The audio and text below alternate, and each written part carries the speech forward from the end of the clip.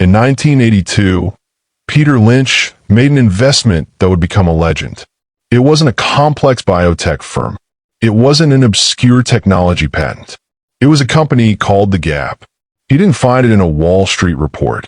He found it because his wife Carolyn went shopping. She came home and said, "The clothes are great quality for the price, the stores are clean, and they fit perfectly." Peter Lynch heard this. He visited a store himself. He saw the potential. He invested. The stock went up more than 16-fold. It was a 10-bagger. Welcome back to the Everyday Edge. In our last episode, we completed the most important theoretical lesson in this entire series, the 6 categories of stocks. We learned what a fast grower is, what a stalwart is, and what a cyclical is. Today, we put that theory into practice. Today, we go on the hunt. We're going to do something Wall Street analysts almost never do. We're going to leave the spreadsheets behind, and we're going to walk through our local shopping mall. This is the Peter Lynch 10-bagger hunt in its purest form. I want you to imagine you're walking into your local mall right now. What do you see? This is not a shopping trip. This is research. This is the on-the-ground work that gives you your everyday edge. Your first stop, the food court. Look around. There are 10 restaurants. 8 of them are half empty, but 2 of them have a line.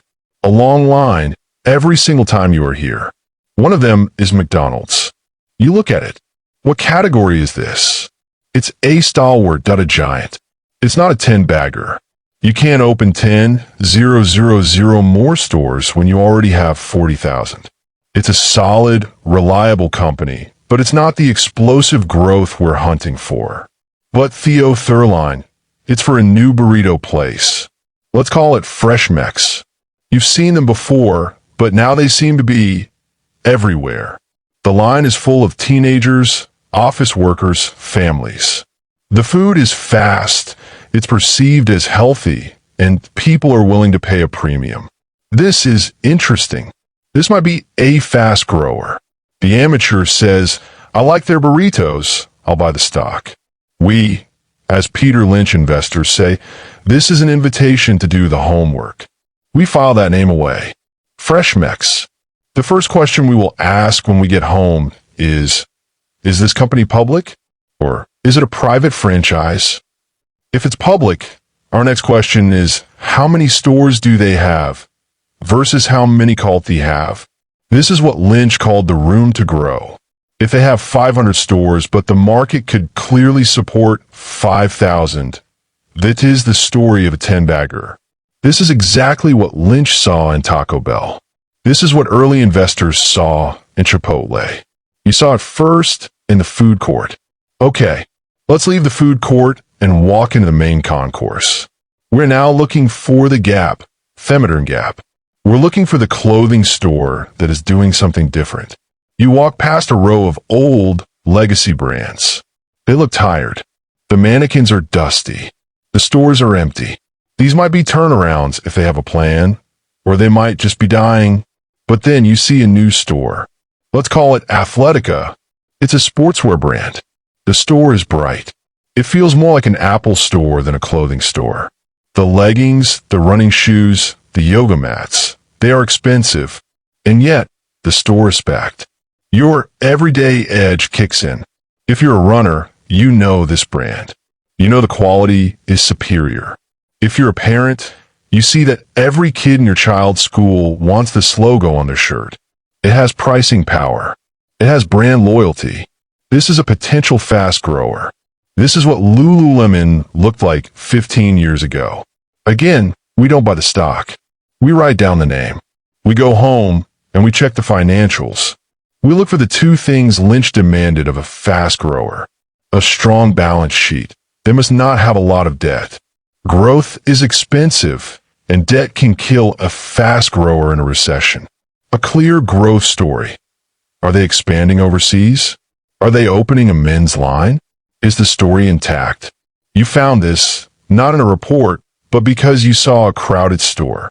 Now, let's look for a different kind of opportunity. Let's go to the electronics store. You're surrounded by amazing technology. VR headsets, 8K televisions, smartwatches. This is the hot industry. What did Peter Lynch say about hot industries? He hated them. He hated them because hot industries attract competition, and competition destroys profits.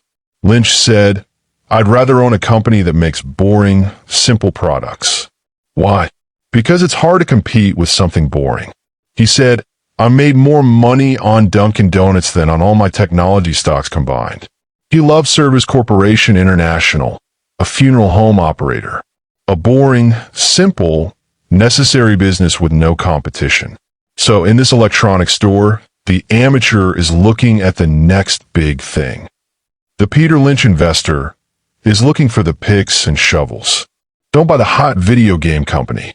Look for the company that makes the packaging game comes in. Don't buy the hot smartphone maker. Look for the company that makes the specialized glass for the screen. Lynch loved these niche businesses.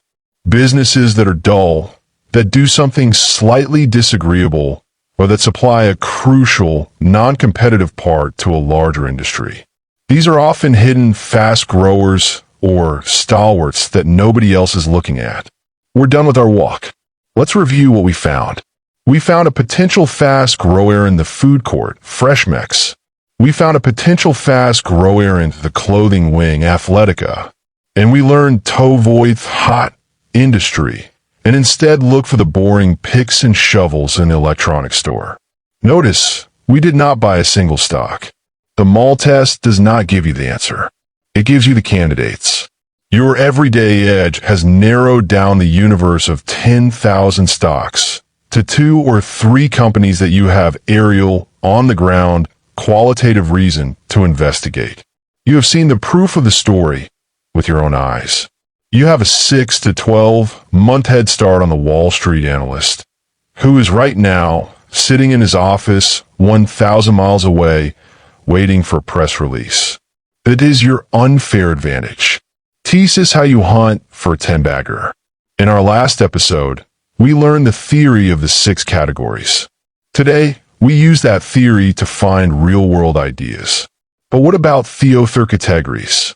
What about those tired, empty stores? Are they turnarounds, or are they slow growers on their way to death? What about McDonald's, the Stalwart? How do we analyze that differently than the FreshMex fast grower? And what about the most dangerous category, the cyclicals? Now that we have our candidates, we must learn to analyze them correctly so we don't fall into the traps. Thank you for watching The Everyday Edge. Your homework is to go for a walk. In our next episode, we will do a deep analytical comparison. We will learn why you must know the difference before you buy a Stalwart or a cyclical. Subscribe, and I will see you in episode 5.